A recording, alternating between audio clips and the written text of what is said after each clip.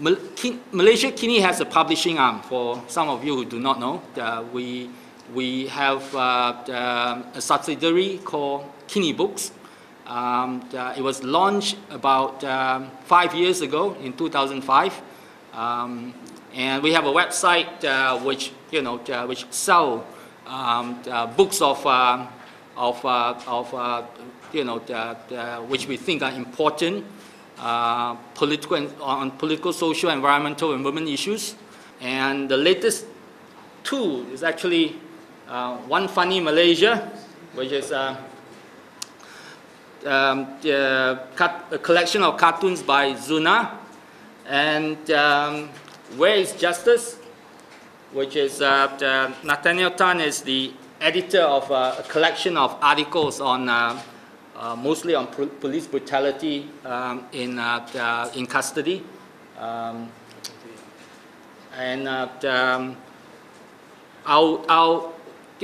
think what is the reason why we're calling this press conference is to protest against what we call harassment of the booksellers across the country. Over the past few weeks, since January 7, there has been 10 separate visits by the police as well as officials from the Home Ministry to booksellers in 4 states: Penang, Johor, where else? Malacca and Negeri Sembilan. And they have confiscated quite a number of our books, in total 120 books, both One Funny Malaysia as well as Where is Justice. Now, as far as we know, the Home Ministry is looking at, is reviewing it, and according to them, they are taking the books for review. Now, my question is that if they want to take those 2 books for review, they could easily come and get it from us. We are very willing to present them a free copy of each for them to review. There's no reason for them to, to harass the booksellers across the country, and that is what we are protesting today. We want them to stop the harassment. This is my second book to be confiscated by authorities. In August last year, I produced a magazine called Gedung Cartoon. This magazine is a fully cartoon magazine, but it touches on current issues. Of course, political issues, including Atantuya issues, and so on. But officers from the Home Ministry came to my office on the second day of the publication of the book and seized 408 copies of the magazine.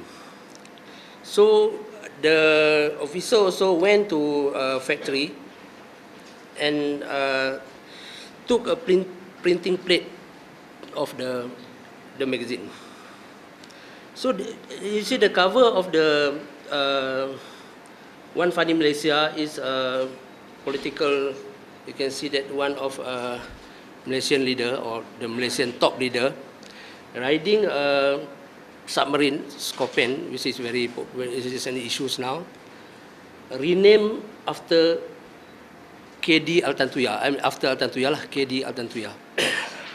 As we know that Malaysian cartoonists, especially political cartoonists, are still lagging behind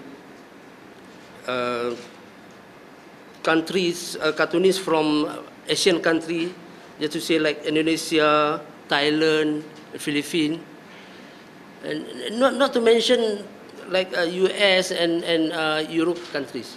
We are still lagging behind because we don't really touch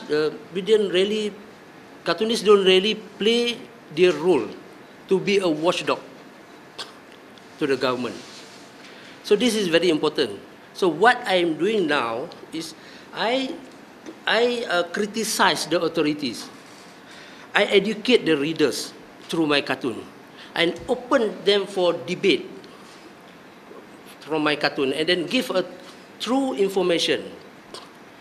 So people can it's not only for reader to laugh and to think. The important is to think and to see the message behind it. That should be the real role of any political cartoonist. Political cartoonist, you have to do that. But in Malaysia, sadly, like I said, that we are very lagging behind our neighbor countries. So I think I very regret this action, because it like I said, it won't help, and it instill a culture of fear in cartoonists' mind, so it affect their work very bad. As a result, we don't see cartoon in Malaysia. We don't see you don't see much political cartoonists in Malaysia. Political cartoon. There is no real political cartoon in Malaysia. Very few. They say one or two. Even though I can say that from my own observation, we have at least 300 active cartoonists in Malaysia right now. But where are political cartoonists? We are very, that's a very sad fact.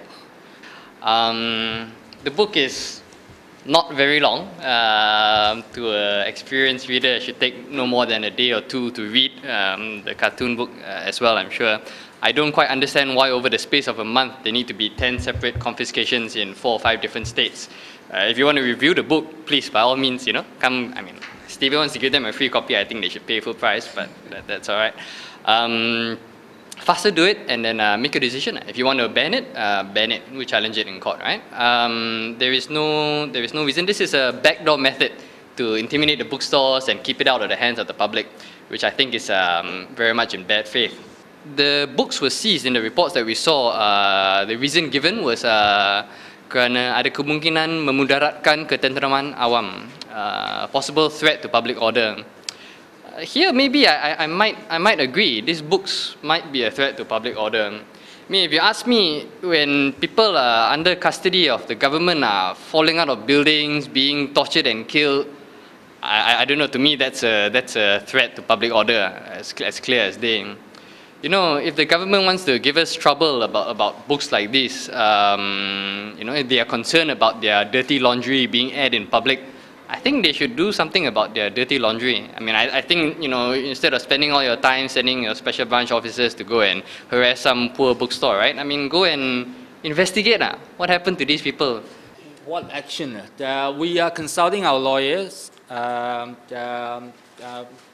We'll be definitely be sending a legal letter to the Home Ministry, demanding why the books are being taken away, and demanding that the books be returned, and also that if the books are being reviewed, that they make a decision quickly. If it's been banned, definitely we'll take it to court.